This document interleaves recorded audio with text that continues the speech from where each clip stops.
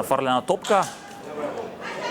И ова е Брегалница минимално го доби Кожув со 1:0 со голот на Давид Стојков во меч кој го следевте на МН телевизија, со што сините на Трајче Синев остануваат на врвот од табелата пред репрезентативната пауза. Ова беше дерби надпревар во втората македонска лига, во ова коло.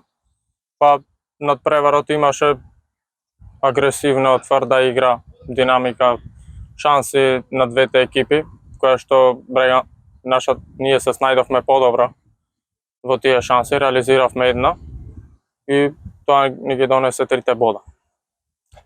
Друго, нас ни е најважно тоа дека ги освоивме 3 бода и одиме максимум растеретени во паузата. Кожув имаше своји шанси кои не ги реализираше, но како што вели фудбалерот на Кожув, Александар Ѓоргиевски во изјава за МНЕТ, одиграле одличен меч и веќе на следниот надпревар одат на 3 бодови. Изигравме мислам дека една од најдобрите наши утакмици против екипата на Брегалница. Честитки до моите момци, што покажавме карактер, борбеност. За жал ја изгубивме, имавме многу шанси.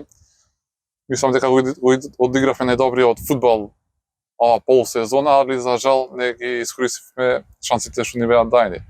Честитки за Брегалница, се надевам дека ќе најдеме полку од оваа утакмица и дека ќе положиме стена утакмица да победиме, се вратиме на победничките патики. Македонија Ѓорче Петров го добил Согово со 2:0, со што лавовите сега се на второто место со 16 бодови, а толку бодови има Башкими кој е трет, а славеше со 3 над победа. Арсиме е на четвртото место со 15 бодови, откако овој викенд со 3:0 славеше над Вардарски.